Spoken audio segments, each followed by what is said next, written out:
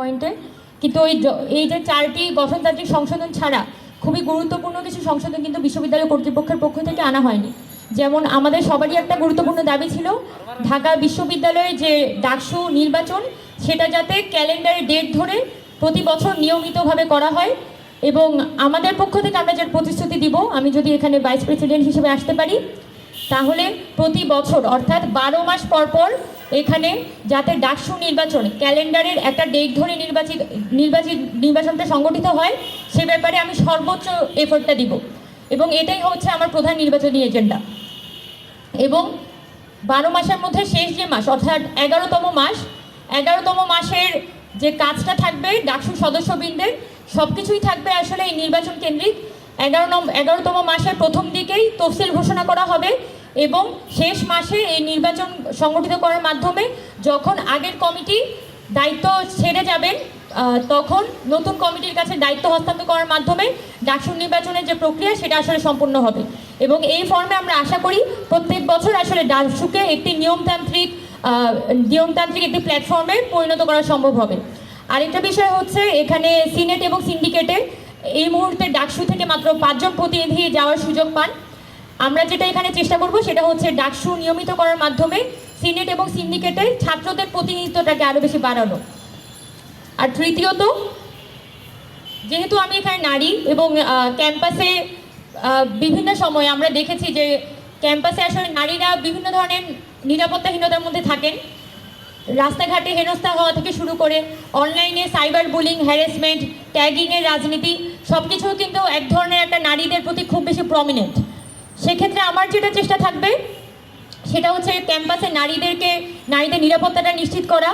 রাস্তাঘাটে এখানে যে উদ্বাস্তু, তারপর আপনার ভবঘুরেদের দ্বারা যে নারীদেরকে হ্যারাসমেন্টের শিকার হতে হয়। এবং আমরা জানি যে কুয়েত মৈত্রী হল, বঙ্গমাতা হল, সুফিয়া কামাল হল, রোকেয়া হল, এই হলগুলোর পাশে পর্যাপ্ত পরিমাণে কিন্তু লাইট নেই এবং এই যে এরিয়াগুলো প্রচণ্ড পরিমাণে আনসেফ এবং প্রচুর মাদকাসক্ত ভবঘুরেদের আখড়া হয়ে থাকে। এবং আমাদের ক্যাম্পাস প্রশাসনকে বারবার জানানোর পরেও কিন্তু তারা পর্যাপ্ত ব্যবস্থা কখনোই গ্রহণ করে না। এবং আমরা প্রত্যেকবারই দেখেছি যে ডাকসুতে যখন পুরুষ সদস্যরা নির্বাচিত হয়ে আসেন তারা কিন্তু নারীদের সমস্যাগুলো নিয়ে তেমন একটা ফোকাস করেন না, বরং ক্যাম্পাসে নিজস্ব রাজনীতি বা নিজস্ব রাজনৈতিক সংগঠন তৈরি করার ব্যাপারে তাদের আগ্রহটা বেশি থাকে। তো যেহেতু আমি প্রমিসটা করছি যে আমি সাধারণ শিক্ষার্থীদের হয়ে আসলে কাজটা করতে চাই, এখানে আমি আপনার সাথে একটু দ্বিমত করব, আপনাকে আবার প্রশ্নও করব। সেটি হচ্ছে 2019-এর ডাকসু ইলেকশন আমরা দেখেছি অনেক নারী প্রতিনিধি কিন্তু ডাকসুর প্যানেলে নির্বাচিত হয়ে এসেছেন। আপনার কি মনে হয় তারা এই বিষয়গুলো কেন সমস্যা সমাধান করার চেষ্টা করেনি? বা গত বছর যে ডাকসু ইলেকশনের মধ্য দিয়ে যে নারী শিক্ষার্থীরা এসেছিলেন তারা মোস্টলি কিন্তু ছাত্রলীগের প্যানেল থেকে আসছে। এর বাইরে যে সাধারণ শিক্ষার্থীরা যারা নির্বাচিত হয়ে এসেছিলেন সেগুলো কিন্তু মূলত মেয়েদের হলগুলোতে, যেমন কবি সুফিয়া কামাল হল, আমার যে হল সেখানে কিন্তু স্বতন্ত্র একটি প্যানেল, তারা পুরো প্যানেল ধরে তারা নির্বাচিত হয়ে আসে। এবং একটা বছর আমাদের হলের মধ্যে যত ধরনের ফ্যাসিলিটিস এনশিওর করা প্রয়োজন, মা বোনের প্রবেশাধিকার থেকে শুরু করে আমাদের মেয়েদের হলে প্রবেশের টাইমটা বাড়ানো, উদ্বাস্তু সমস্যার সমাধান করা, হলের মধ্যে ফিল্টার স্থাপন করা এবং এছাড়া হচ্ছে মেয়েরা অসুস্থ হলে তাদের যে ফ্যাসিলিটিস সব কিছুই কিন্তু ওই স্বতন্ত্র প্যানেলটি এনশিওর করার চেষ্টা করেছিল। এছাড়াও মেয়েদের যে অন্যান্য হল যেমন শামসুন্নাহার হল, কুয়েত মৈত্রী হল, বঙ্গমাতা হল, এইসব জায়গায় স্বতন্ত্র প্যানেল নির্বাচিত হয়ে আসে। তারা কিন্তু এই হলগুলোর মধ্যে অভ্যন্তরীণভাবে প্রচুর উন্নয়নমূলক কাজ করেছিল, যেটা তাদের ম্যান্ডেট বা তাদের যে নির্বাচনী ইশতেহার সেখানে উল্লেখ করা ছিল। অর্থাৎ নিজের রাজনৈতিক পরিচয় নির্মাণ করার বাইরে গিয়ে সাধারণ শিক্ষার্থীদের জন্য কিন্তু তারা কাজ করেছিল। তবে কেন্দ্রীয় সংসদে যে ছাত্রলীগের প্যানেল থেকে যারা নির্বাচিত হয়ে আসে তাদের হয়তো 1-2টা উল্লেখযোগ্য কাজ আমি বলতে পারবো, যেমন ইউনিভার্সিটির মধ্যে স্যানিটারি ন্যাপকিনের যে ভেন্ডিং মেশিন স্থাপন করা, সেটা কিন্তু ছাত্রলীগের ওই সময়কার যারা নেত্রীরা নির্বাচিত হয়ে এসেছিল তারা করেছে। এর বাকি তাদের কিন্তু ক্যাম্পাসে নারীদের নিরাপত্তা নিশ্চিত করার জন্য খুব একটা উদ্যোগ গ্রহণ তারা করেনি।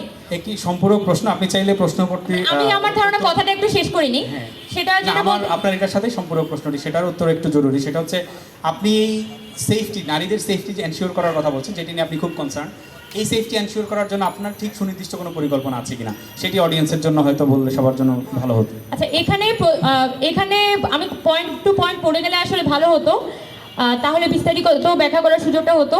প্রথমে যেটা বলতে চাই, নারীদের ট্যাগিং, বুলিং আর হ্যারাসমেন্টের যে বিষয়টা, আমাদের কিন্তু ক্যাম্পাসে একটা যৌন নিপীড়ন বিরোধী সেল বর্তমানে আছে, কিন্তু এই যৌন নিপীড়ন বিরোধী সেল এটা কিন্তু প্রপার কোনো কার্যকারিতা নেই। সেই জায়গায় এই যে সেক্সুয়াল হ্যারাসমেন্ট সেলটাকে আমরা একই সাথে অ্যান্টাই সেক্সুয়াল হ্যারাসমেন্ট এবং অ্যান্টাই সাইবার বুলিং, এই সাইবার বুলিং প্রোটেকশন সেলে আমরা কনভার্ট করতে পারি, যার ফলে এখানে যারা নারী শিক্ষার্থীরা আছে তাদেরকে যাতে ক্যাম্পাসের যে সোশ্যাল মিডিয়াগুলো আছে সেখানেও যদি অন্য কোনো ক্যাম্পাসের শিক্ষার্থীরা সে সেক্সুয়াল হ্যারাসমেন্ট বা অনলাইন হ্যারাসমেন্টের শিকার হয়, তাহলে একজন নারী এই অনলাইন হ্যারাসমেন্ট প্রোটেকশন সেল থেকে সহায়তাটা নিতে পারবে। বর্তমানে এই সেলগুলো আছে কিন্তু কোনোভাবে একদমই অকার্যকর, আর বিশেষ করে এখানে শুধুমাত্র শিক্ষকরাই আছেন। আমরা যেটা চাই সেটা হচ্ছে এই যে সেক্সুয়াল হ্যারাসমেন্ট এবং অনলাইন হ্যারাসমেন্ট প্রোটেকশন সেল, সেটার মাধ্যমে যাতে নারীরা যারা এই ডাকসু ইলেকশনে নির্বাচিত হয়ে আসবেন তাদের মধ্য থেকে প্রতিনিধিরা তারা যাতে হচ্ছে এই সেলগুলোর অংশ হতে পারেন এবং ক্যাম্পাসের নারী নিপীড়ন সংক্রান্ত সমস্যাগুলো সমাধান করতে পারেন। আরেকটা কথা বলা হচ্ছে উদ্বাস্তু, ভবঘুরে এবং মাদকাসক্তদের নিয়ে। প্রতিবার যেটা আমরা ফেস করেছি, আমরা সুফিয়া কামাল হলে অনেক বেশি উদ্বাস্তুর সমস্যাটা ফেস করে থাকি।